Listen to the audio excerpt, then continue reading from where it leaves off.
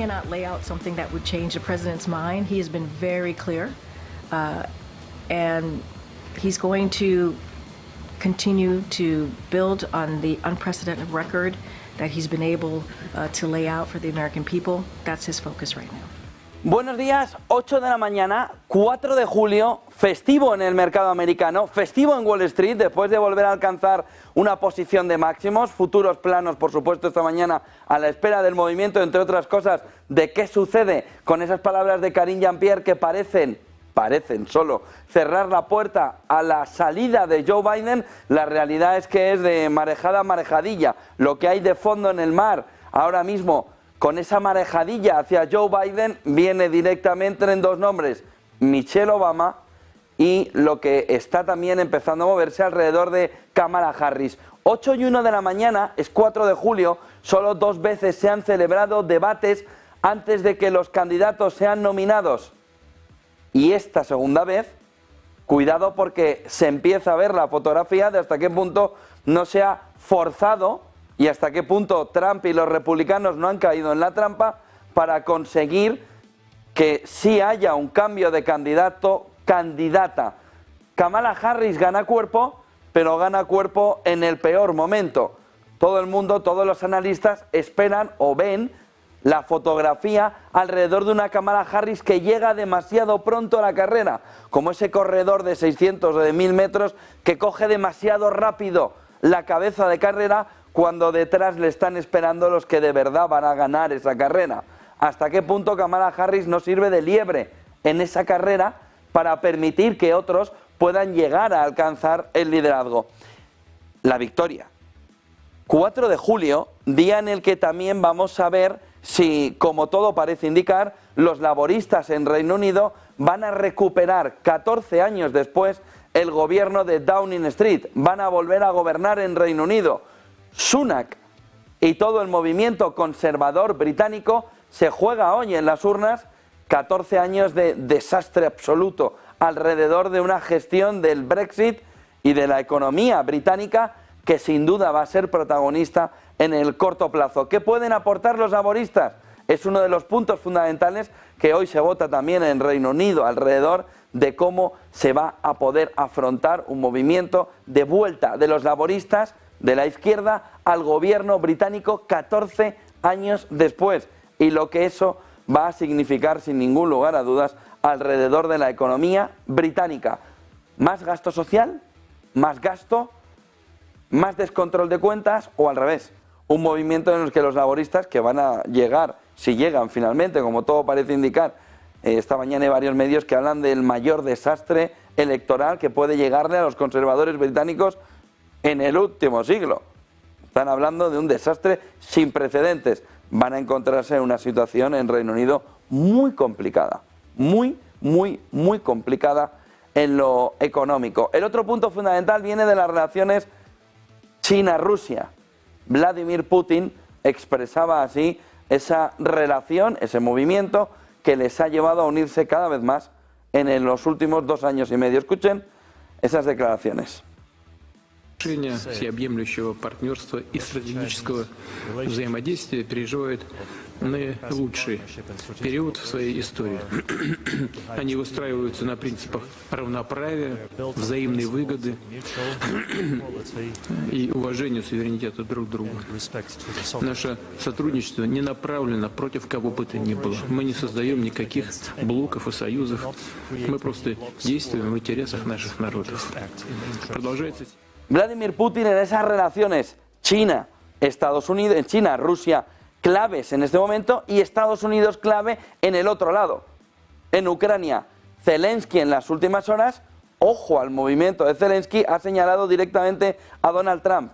Le ha dicho que en el caso de que, como dice, vaya a poner fin a la guerra de una manera veloz, hay un riesgo importante que se llama la soberanía ucraniana. Y le ha pedido a Donald Trump que el momento de decir cómo va a resolver el conflicto en la guerra de Ucrania, el momento de decirlo es hoy.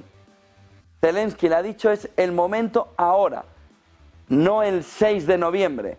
De tal manera que Zelensky también está afrontando, poniendo encima de la mesa una fotografía clara alrededor de que quiere conocer cuáles son los detalles alrededor de cómo, en este caso, Donald Trump quiere el 5 de noviembre, en el caso de ganar, poner fin a la contienda, a la guerra en Ucrania. Dice que en el caso de que se haga como todo parece indicar, se va a poner en peligro la soberanía ucraniana y no contará, dice Zelensky, con el apoyo de la decisión o del movimiento de Trump. Lo que no entiende Zelensky o quizás no ve todavía claro es que la sartén por el mango en ese caso la tendría Donald Trump, que podría decirle fondos, ayuda, esto se está acabando, vayamos a una mesa de negociación. Pero Zelensky en las últimas horas ha sido claro alrededor de pedirle a Donald Trump de una manera muy rápida cuál es el plan, cómo se va a ejecutar un plan en el que se ponga en unas horas el fin de la guerra en Ucrania. Y de tal manera, en ese movimiento, lo que está diciendo Zelensky es que lo debe decir ya para poder actuar en consecuencia. No sabemos tampoco mucho toda la profundidad de las palabras de Zelensky a qué se refiere.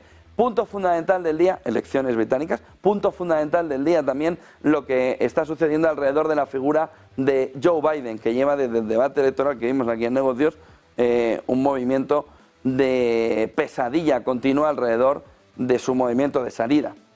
¿Qué es lo que se dice esta mañana? Miren en estas imágenes de Financial Times cómo se apunta ya varios nombres, como ayer ya se veía que decía New York Times que habría dicho a gente de su entorno que bueno, va a haber una semana y media más y poco más, que si ahí ve que no tiene suficiente fuerza dentro del partido, podría dar ese step back, ese paso atrás. Reuters dice Biden que está todavía en la carrera, aunque los demócratas siguen mirando cómo pueden buscar un movimiento de sustitución que además empuje la candidatura demócrata, porque ahora mismo el movimiento de Biden va hacia abajo. Miren el siguiente recorte alrededor de cómo Reuters ya se hacía eco, según fuentes, que Kamala Harris sería la mejor opción para reemplazar a Joe Biden si este da un paso atrás.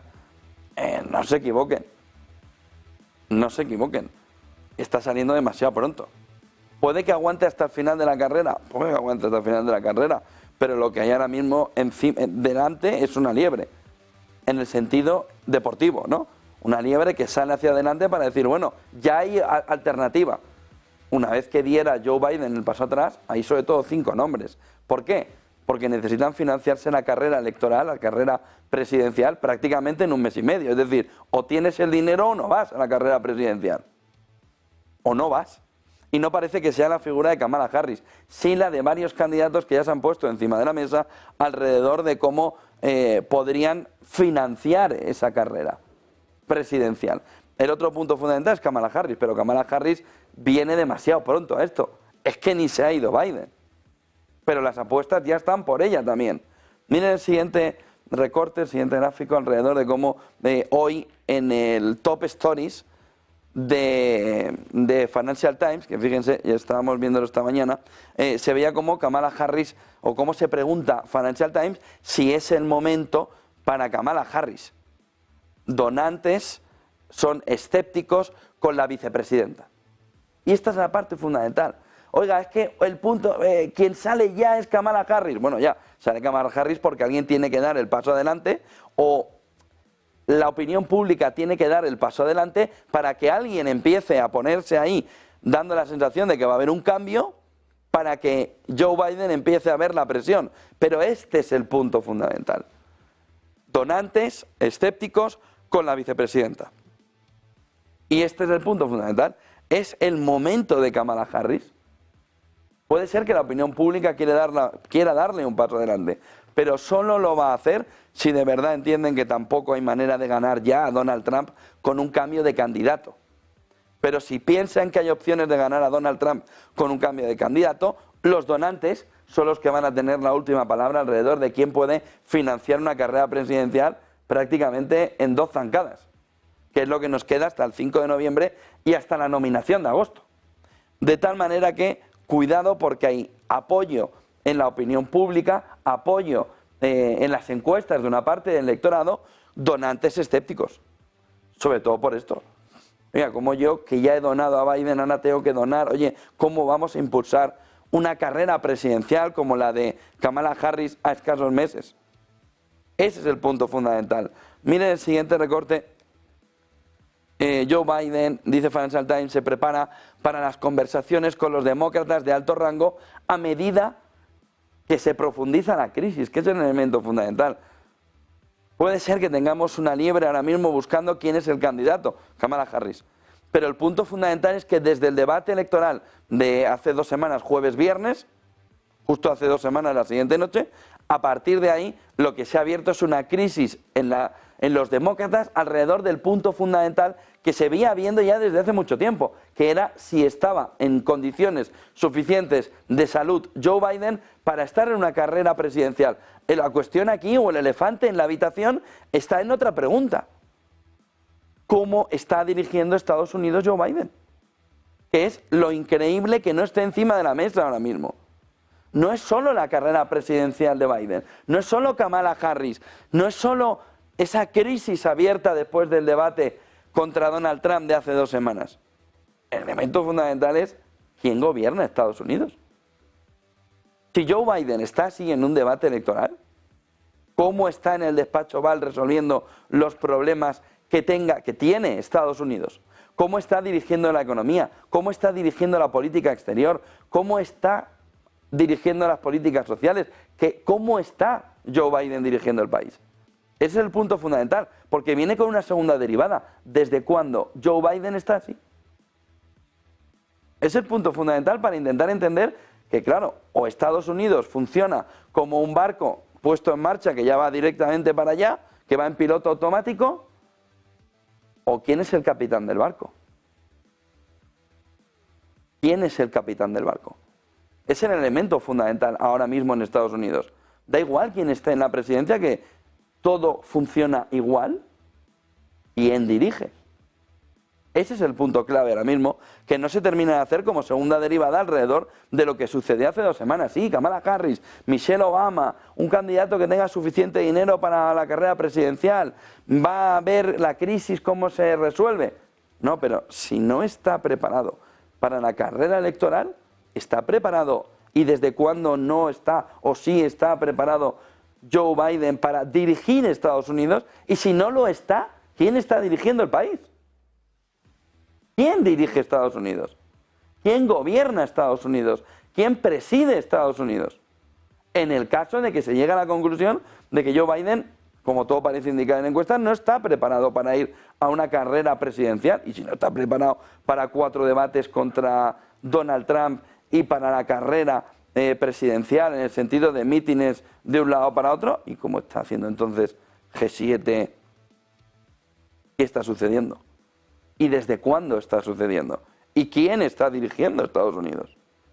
Miren el siguiente gráfico alrededor de cómo ya se prevé una victoria que si Biden continúa es aplastante. Son previsiones, no son encuestas, las encuestas ya se han disparado. Ahora ya el margen, que estuvimos 46-45, se ha ensanchado muchísimo. Pero fíjense en este gráfico de Bloomberg, quién ganará las elecciones presidenciales en 2024, en rojo Donald Trump, en azul Joe Biden, 59-21. 59-21. La caída, el desplome de Joe Biden es salvaje. Por eso la crisis también demócrata alrededor de se necesita otro candidato, porque vamos a una derrota como la que se prevé hoy de los conservadores en Reino Unido. Aplastante. Miren el siguiente gráfico. Alrededor de cómo en el caso de que no fuera Joe Biden, sino que fuera Kamala Harris, le sumamos un colorcito verde al gráfico de Bloomberg. 19 para Biden, 24 para Kamala Harris. Miren en el gráfico cómo hay un movimiento ya en el que se supera. ¿Desde cuándo? Desde el debate electoral. Con el movimiento de Kamala Harris ya superando en la predicción que tendría más opciones, todavía pocas, de vencer a Donald Trump. Pero donde ya se ve que la crisis generada después del debate de CNN que vimos aquí en Negocios es clarísimo. Biden no tiene alternativa en este entorno por cómo está el ánimo también de los demócratas. muchos de los cuales en este entorno se van a quedar en casa. La clave fundamental es que ese despegue de Kamala Harris tampoco es la panacea. No le cambia a los demócratas la fotografía. Les lleva a que hay otra candidata, pero les lleva a la derrota. Pero ya está la liebre corriendo.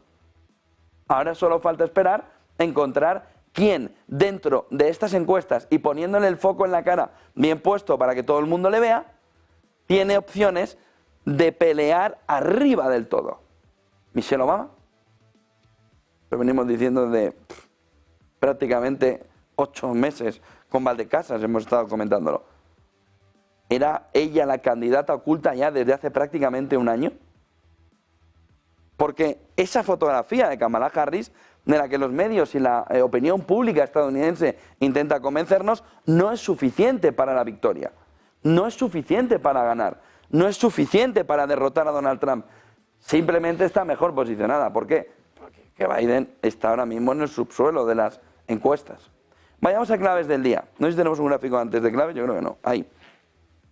Fíjense porque si bajamos a lo que teníamos en el debate, 46-45, 46 Trump, 45 Biden, se ha despegado, pero salvajemente. 49, 43. Encuesta del New York Times, con una ventaja de Trump sobre Biden, que nos lleva a que el punto fundamental de este año, estas elecciones estadounidenses, vienen a marcar un carácter, un camino ya fuerte alrededor de la figura de Donald Trump. No se olviden, todavía tampoco nominado. Lo hará en julio. En agosto los demócratas, republicanos ahora en el mes de julio. Por lo que el New York Times abre la brecha y además abre el tema fundamental. Ayer decía New York Times, en una información exclusiva del diario estadounidense, que Biden ya sopesa retirarse. Rápidamente, como han escuchado al principio, Karine Jean-Pierre, portavoz del gobierno estadounidense, portavoz de la Casa Blanca, y la Casa Blanca desmentía esa información del New York Times. Pero da igual, el globo sonda, ese poder palpar la sensación de la opinión pública, ese movimiento alrededor de que ahora sí puede haber un movimiento de salida de Joe Biden, empieza a correr con esa noticia de New York Times. Varios demócratas también, supuestamente, según Reuters, según Bloomberg, estarían por detrás ya poniendo encima de la mesa un movimiento de salida necesario. El primero, como les decía ayer en las claves desde Valencia, apuntaba a un congresista de Texas, demócrata, que ya decía, no tiene sentido seguir así. Hay que hacer un movimiento claro de salida en este entorno. El otro punto fundamental del día, elecciones británicas, por supuesto. El otro punto fundamental, antes de entrar en la parte económica, está en Francia. Parece que ese cordón contra Le Pen a nivel europeo, pero sobre todo francés, va cogiendo cuerpo y Le Pen se quedaría en la horquilla alta en 220. Necesita 289. El tema es que la ingobernabilidad puede ser la clave. Se va a quedar la izquierda y la extrema izquierda cerca de los 180, se va a quedar Macron en los 130, 150 si se cumplen las encuestas el domingo, y vamos a tener una fotografía de no posibilidad de gobierno. Y si la hay, de extremos opuestos.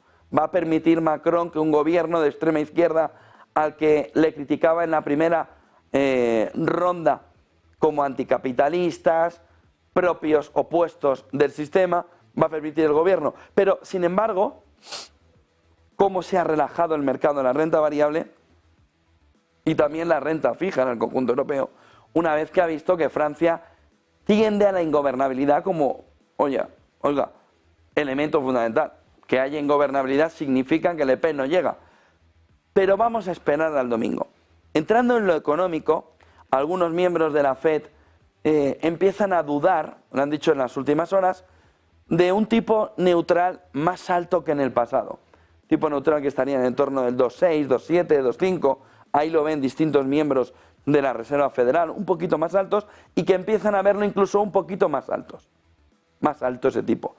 ¿Qué es lo que empieza a adelantarse en este entorno en el que ya le avisábamos hace más de un año que una vez que la inflación llegara abajo, una vez que la productividad sigue subiendo por el impulso de la inteligencia artificial, una vez que se ve una presión inflacionaria que no permite bajar mucho más del 2% sin destruir empleo y sin destruir el conjunto de la economía, una parte de los miembros de la FED iban a elevar el debate fundamental que se nos debe abrir en 2025. ¿Estamos camino de cambiar el objetivo de inflación al 3%? Ese es el elemento fundamental a debatir, no ahora, en 2025, cuando la inflación ya haya conseguido llegar a suelo, haya hecho el aterrizaje, forzoso, no landing, pero lo tengamos pegadito al suelo. Entender si los tipos de inflación a medio plazo, si el tipo neutro en la economía estadounidense tiene que estar más alto, tiene que estar en el entorno del 3%. Y si eso es así, los rendimientos de la renta variable van a tender también a tener que dar una mayor rentabilidad. Ojo al movimiento, porque eso significa también hipotecas más caras, un mayor coste del dinero, compras de coches, compras de elementos o de artículos que tengan un valor mayor y toda la parte de financiación que va a elevar los tipos. Tiene efecto arrastre, que veamos que el tipo neutro tiene que estar más cerca del 3, los tipos de interés tienen que estar más cerca del 3 que del 2. ¿Por qué en 2025? Porque hasta que no empiece el movimiento de bajada, estamos hablando de verdad de un debate que nos pilla muy lejos.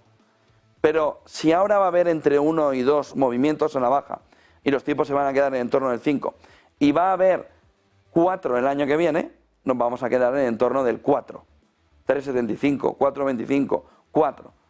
En la última milla de bajada de tipos de interés, donde la FED va a ver si un 3%, por ejemplo, de tipo de interés, 2,75, 3,25, 2,50, ¿cuál es el punto de verdad que impulsa al conjunto de la economía? En un momento donde hay un elemento fundamental, y es intentar descifrar por qué el PIB per cápita no está funcionando igual que el Producto Interior Bruto, que la economía general, por qué al ciudadano le llega el movimiento de crecimiento económico peor que le estaba llegando antes. Y cómo un movimiento de tipo de interés que estén más cercanos al 3% puede modular toda esa fotografía. El otro punto fundamental viene de Kolanovich. Ayer se conocía que lo que en Wall Street se conoce como el Gandalf del mercado de Wall Street, Kolanovich, JP Morgan, abandona finalmente la compañía tras 2 años en el que ha acertado lo mismo que mi hijo en la quiniela. Es decir, ninguna. Ahí va, poniendo X, ni una. ¿Y ahora qué prevé? 23% de caída. Ahora, como haya sido el gafe del mercado, mientras estaba dentro, y ahora que se salve, empiece a cumplir las previsiones, vamos a llorar, pero de alegría, de risa, más que de alegría. 23% prevé este año. Kolanovich, no sabemos si Kolanovich o JP Morgan, out. Go out. Es que no ha acertado ni una en 2 años, prácticamente. Se va Kolanovich. Vamos a ver también cuál es el siguiente next step de uno de los analistas famosos de... me decía otro día un espectador por LinkedIn, ¿no? Es que hay que ver la cantidad de permabear, ¿no? Osos permanentes, que da igual cómo esté el mercado, son osos en el mercado. Kolanovich sería uno de los que están al frente, sin ningún lugar a dudas, que sale de un mercado alcista y lleva 2 años que en un mercado como este, es que para un permabear dar toda esa previsión es prácticamente imposible. Y luego tenemos el lío de las jornadas laborales. Vamos camino de un mundo donde la inteligencia artificial, donde las máquinas van a hacer el trabajo, mientras nosotros estamos ahí con las manos puestas aquí, decía alguien ayer en el chat, ¿ya está business de vacaciones? No, me he hecho 1100 kilómetros en un día, para un lado y para otro, viendo gente, para traeros la mejor información. No, está en el balneario de Las Arenas, ¿no? Sí, bueno, estamos trabajando, estamos trayendo lo mejor, ¿no? Pues lo que se está planteando es, bueno, vamos a irnos al balneario de Las Arenas, ¿no?, a descansar todo el día mientras las máquinas trabajan. Eso no va a suceder.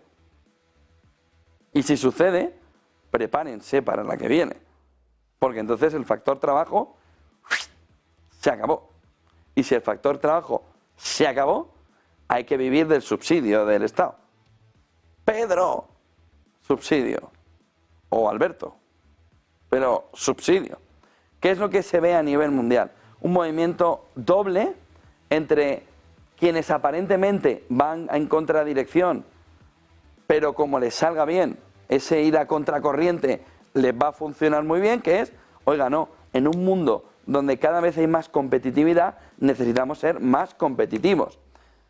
Hasta el punto que Grecia pone en marcha la jornada laboral, Partido Conservador, de 6 días frente a las reducciones europeas. Hay una parte, España, tienen el lío por ver, no, Junts y PNV, claro, se acaba de dar cuenta el PSOE que Junts y PNV son de derechas aquí en España.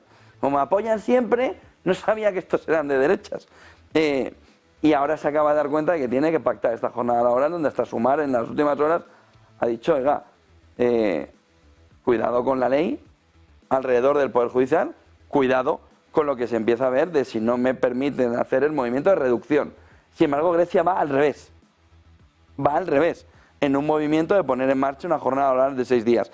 ¿Qué sucede en el sábado? Que hay un 40 más de salario por hora en el día adicional. Y si fuera en domingo, lo que se plantea es cobrar un 115% más de la jornada de lunes a viernes. De tal manera que lo que plantean es un coste más, un ingreso más, y dicen desde Grecia que es una manera de intentar evitar el pluriempleo, que es uno de los elementos fundamentales que está entrando en el conjunto de la economía. Y que este movimiento alrededor de, en la misma empresa, más horas, más ingresos y mejor pagados, pueden servir para frenar ese movimiento de pluriempleo. Dice, frente a las reducciones europeas, la principal crítica en el resto europeo es esas reducciones. ¿Qué es lo que se ha visto también en las últimas horas? Pues se ha visto de todo. Desde pedir jornadas laborales de 30 horas en lugar de 40, pero manteniendo el mismo salario, que ya pueden coger y decir, pues miren, no trabajen y le pagamos el mismo salario, que eso ya no se preocupen que lo va a hacer el Estado, al ritmo al que vamos, con la entrada de inteligencia artificial y la eliminación del factor trabajo. El punto clave que nos va a mover en los próximos 20 años con la entrada de la inteligencia artificial en la productividad es saber en qué punto queda el factor trabajo, en qué punto queda el empleo. Podemos tener tasas mínimas, pero porque tengamos prácticamente un porcentaje muy bajo de población de verdad trabajando y el resto viviendo de la fuerza de las máquinas. Las máquinas haciendo gran parte del trabajo, los estados subvencionando, primero para que no haya revuelta social, pues se puede liar parda, y segundo, para intentar que haya impuestos sobre las máquinas que le paguen a los trabajadores, mientras una élite absolutista vive con las maquinitas, bueno, como los aristócratas de hace 2 siglos, castillos, coches y lo que necesiten, viajes a la luna, lo que sea. Lo que haya en ese momento, las élites lo van a liderar, mientras el pueblo está abajo diciendo, a ver qué me dan estos en las siguientes elecciones. Volvamos o vayamos a claves del mundo en guerra en un día en el que, 4 de julio, tenemos mercado americano parado, tenemos Europa sin referencias, pero con el buen cierre de la jornada de ayer, y el punto fundamental en las claves del mundo en guerra viene algo que les he contado en el inicio de estas claves. Las palabras de Zelensky alrededor, les recuerdo otra vez, de cómo le pide a Donald Trump que diga cómo quiere resolver el conflicto en pocas horas. Y pone encima de la mesa, oiga, usted está diciendo que va a poner en duda o que va a poner en peligro la soberanía de Ucrania, punto 1. Punto número 2, oiga, ¿cómo hoy puede decir usted que va a acabar con la guerra? ¿Cuál es el elemento fundamental para que usted diga que va a acabar con la guerra? Pero no el 6 o el 5 de noviembre. Dígalo ya, le dice Zelensky. Ya van a ver el caso que le va a hacer Donald Trump. Volviendo a claves del día, sin duda ese es el elemento fundamental. Zelensky ya con Donald Trump interlocutando a la distancia, sin parece tener mucho éxito. Peskov acaba de descartar en las últimas horas que Erdogan pueda ser ese intermediario en el conflicto entre Rusia y Ucrania que todos pensaban, analistas, que podía convertirse en ello. Putin y Xi Jinping buscan aumentar su influencia en Asia Central en una cumbre en Kazajistán de la Organización de Cooperación de Shanghái. Dicen que en esa cumbre se va a reunir el 40% de la población mundial y a partir de ahí quieren enseñar una fotografía de cómo construir el mundo con un eje fundamental en la Organización de Cooperación de Shanghái. Scholz dice que no apoyará nunca un alto al fuego que implique una capitulación de Ucrania, en respuesta a una pregunta de otro partido en el Bundestag en la jornada de ayer, y Rusia condena que Estados Unidos autorice a atacar Crimea con sus armas, mientras que vemos en la guerra o en el conflicto abierto entre Israel, Hamas, Hezbollah, que un ataque israelí mató ayer a un alto comandante de Hezbollah en el sur del Líbano también como elemento fundamental. No sé si podemos ver imágenes de Londres, de Reino Unido.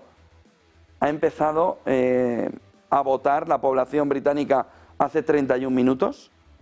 Vamos a ver si podemos marchar hacia Londres. Vamos a ver si podemos verlo. Para ver la fotografía clave del día. Una de las... Aquí lo tenemos.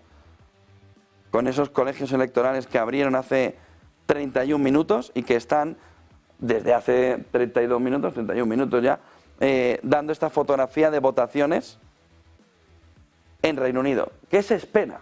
Se espera una victoria aplastante de los laboristas. Vamos a ver cuánto se cumple ahora que las urnas se han abierto en Reino Unido y que Sunak puede estar contando los últimos minutos, las últimas horas antes de ver que tiene que abandonar Downing Street. Se espera 14 años después del último gobierno laborista, del primero conservador, que hoy los laboristas recuperen ampliamente el poder en Reino Unido. Es año de elecciones, tendremos el domingo elecciones francesas, el 5 de noviembre legislativas, el 5 de noviembre las presidenciales estadounidenses, hemos tenido las europeas, tenido prácticamente de todo. Llega ahora también el momento esperado por los británicos para votar en estas elecciones en Reino Unido. Estaremos durante todo el día pendientes de las imágenes, de la información y, por supuesto, al cierre de los colegios, de toda la fotografía clara alrededor de si finalmente los laboristas consiguen cumplir, consiguen lo que ahora mismo las encuestas le están diciendo, y es que en esos colegios electorales se estaría votando ampliamente laborista frente a conservador 14 años después. Vayamos a gráficos del día, un par de gráficos más antes de empezar el análisis. Reuters precisamente en este tema apunta que los conservadores dicen que los rivales laboristas se dirigen a una victoria récord en las elecciones del Reino Unido. Los conservadores, no los laboristas.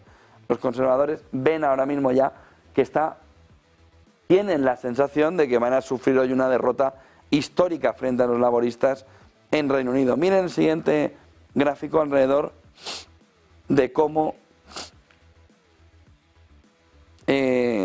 apunta al Confidencial también que va a haber hoy una apuesta por el cambio. Dice: fin de una era. ¿Se imaginan que desaparece el Partido Conservador en Reino Unido? Sí, tras 14 años en el poder, los Tories se encaminan a la aniquilación. El laborista Keir Starmer puede obtener una mayoría aplastante de 212 escaños por parte de los laboristas, no solo cerrando una época, sino, dice el Confidencial, haciendo prácticamente desaparecer el Partido Conservador. Miren el siguiente gráfico alrededor de cómo Financial Times apunta en un artículo de opinión de Richard Bernstein de cómo podemos estar ante el riesgo de una repetición de la década perdida para el mercado, para la renta variable en Estados Unidos. Y dice que una mala asignación de capital en la economía alimentará la inflación. Dice que si estamos invirtiendo en meme, apunta también en cripto, estamos cambiando la buena asignación porque todo crece a elementos que directamente nos dan dinero a corto plazo, pero no estamos invirtiendo a futuro, estamos invirtiendo en pelotazo. De tal manera que dice Financial Times, dice Richard Bernstein en este artículo, una mala asignación de capital puede llevar a una pérdida de una década completa en el mercado, en la renta variable estadounidense, por haber asignado mal dónde va nuestro dinero y tener caídas repentinas que dejen el mercado en una situación, dice Richard Bernstein en Financial Times, muy complicada. Miren el siguiente detalle alrededor de cómo estamos viviendo un movimiento donde es mercado americano, mercado americano, mercado americano, tecnología, tecnología, tecnología del mercado americano. Gráfico de Goldman Sachs, capitalización bursátil de Estados Unidos. Hubo un tiempo en el que estaba todo coaligado hasta la gran crisis financiera del 2008. Hubo intentos, sobre todo con las .com, de despegar y lo consiguió, sobre todo frente a Europa. Pero la realidad es que, mirando con perspectiva, la gran crisis financiera de 2008 lo que rompió es la base fundamental del crecimiento en Europa. Europa nunca se recuperó, hasta ahora, de la gran crisis financiera en el mercado, y lo que sí tenemos es un movimiento de Estados Unidos en el que no para de despegar. No para de despegar, hasta el punto que la salida del COVID fue más potente, lo ven ahí, y el movimiento después del inicio de la guerra de Ucrania, que sería esta parte de aquí, el inicio de la guerra de Ucrania, la caída posterior, y octubre de 2023 hasta el infinito y más allá, superando incluso los 5.500 del S&P 500, nos marcan un camino que, fíjense qué diferencia. ¿Por qué? Porque si lo que marca el camino de crecimiento es la inteligencia artificial, entonces en la sensación actual, en la situación actual, donde la inteligencia artificial está hiperconcentrada en Estados Unidos, el dinero vuela hacia Estados Unidos. Pero fíjense, porque es un gráfico que nos refleja que la gran crisis financiera destrozó los pilares, los fundamentales europeos en el mercado, frente a una inversión que Estados Unidos, Estados Unidos, Estados Unidos, Estados Unidos. Aquí hay que hacer un punto de crítica. Yo recuerdo haber ido a charlas con banca privada en la que decían: es el momento de Europa, es el momento de Europa, es el momento de Europa, es el momento de Europa, es el momento de Europa, es el momento de Europa, es el momento de Europa. No se cansaban, ¿eh? No se cansaban. Es el momento de Europa. Es el momento de Europa en la salida del COVID. Es el momento de Europa. Es el momento de Europa. Es el momento de... Cuando dicen, no, hay una década perdida. Bueno, la década perdida es quien le ha hecho caso a su banquero privado, que le iba diciendo Europa, Europa, Europa, Europa, es el momento de Europa, y se ha perdido una década de todo esto. Hay que hacer autocrítica también en el sector alrededor de cómo hay datos que apuntan de que ya va a despegar Europa, y llevamos más de 10 años, prácticamente 15 años, con la cantinela de es el momento de Europa. ¿Pero qué Europa? Si Europa está deprimida. Europa está deprimida. Todo está concentrado ahora mismo en Estados Unidos y sobre todo en las compañías tecnológicas. Miren el siguiente gráfico, alrededor de cómo estamos otra vez entrando en índice de miedo. A ver. Ya ha cambiado el gráfico. No sé si podemos ir al siguiente gráfico. Estamos entrando en el índice del miedo, otra vez, de CNN, otra vez en un entorno donde ese índice del miedo nos recuerda que estamos ante una fotografía complicada. Si empieza de cara al verano, empeora la situación. Miren el siguiente gráfico. Este es el anterior. A ver si podemos ver. Ahí va, venga.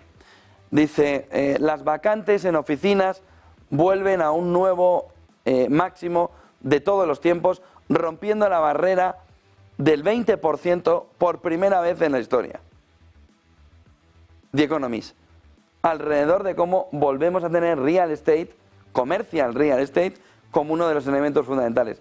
El único sector que está decreciendo en el S&P 500 es el real estate. Pero fíjense en el movimiento como seguimos rompiendo barreras también de máximos de todos los tiempos alrededor de esas oficinas que quedan desiertas. Miren el siguiente gráfico, que nos lleva a ver, lo vimos ayer, como Steve Ballmer, que fue durante una vez asistente de Bill Gates, ahora es más rico que su propio mentor, con un elemento de, sobre todo, recuperación patrimonial o impulso patrimonial en la última década. pero es llamativo el movimiento o el momento de sorpaso de Steve Ballmer en riqueza sobre Bill Gates. Miren el siguiente gráfico. Siguiente detalle de Mar Vidal, dice Frente de Izquierda y de Trabajadores en Argentina, que propone, relacionado con lo que hablábamos antes del mercado laboral y la jornada de trabajo, un proyecto de días laborales de 6 horas, con una suma total de 30 horas semanales y con un mismo sueldo que el actual de 48 horas, por dar ideas. Bueno, vean esto en España, Yolanda Díaz lo trae aquí en 2 minutos. Miren también este detalle de Mar Vidal en la jornada de ayer, en el que dice, en Edmonton, Canadá, trabajan para convertirse en una ciudad de 15 minutos. ¿Saben lo que es la ciudad de 15 minutos, no? Que tienes todos los servicios a 15 minutos, pero ni tan siquiera en coche. En bici, en patinete, andando, como sea. Donde con el tiempo podrían restringirse los movimientos fuera de un perímetro donde no se pueda llegar a pie o en bici en un cuarto de hora. Poco a poco, dice Mar Vidal, la agenda irá recomendando que no nos movamos por nuestro bien, en un movimiento claro de control social que dice, no solo los quiero relajaditos, es que los quiero bien ahí, no moviéndose, no liándomela. ¿Para qué? Sobre todo porque también te sirve de experimentos sociales en pequeños grupúsculos y sobre todo porque evitas la masa y evitas el concepto fundamental de Estado-Nación, una unidad de pueblo en el que todo se interrelaciona. No, tienes tu barrio. De tu barrio no salgas, salvo que puedas llegar en 15 minutos, que es parte también de ese movimiento de agenda en el que, como dice Mar Vidal, dice, irán recomendando que no nos movamos por nuestro bien que es el suyo. Miren el siguiente gráfico. Aquí en España ya, saben que mañana tendremos a las 10 de la mañana declaración, en principio ante el juez Peinado, por parte de Begoña Gómez. Hoy el Confidencial lleva en exclusiva que Begoña Gómez usó a una asesora de Moncloa para reclamar a empresas pagos a su máster. La mujer de Pedro Sánchez, presidenta del gobierno para una parte del país, incluso de los medios, sobre todo de La Sexta, disfruta desde julio de 2018 de una ayudante personal que fue contratada a dedo y está en nómina del Ministerio de Presidencia, Justicia y Relaciones con las Cortes de Félix Bolaños. Asistente personal, con sueldo público, dice el Confidencial, Begoña Gómez usó a una asesora de Moncloa para reclamar a empresas pagos a su máster. Miren el siguiente detalle de esta mañana, Diario El Mundo. La gerente de la Complutense también acusó a Begoña Gómez de contratar saltándose sus controles. Y dice el editorial aquí abajo, ¿no es reprochable que la esposa del presidente se salte la ley? En alusión a la entrevista de Pedro Sánchez del otro día, en el que le preguntaba en la SER Ángel Barceló, oiga, pero aunque no haya cometido un delito, ¿hay algo que sea reprochable éticamente, moralmente a su mujer? Por supuesto que no. Titulares del día.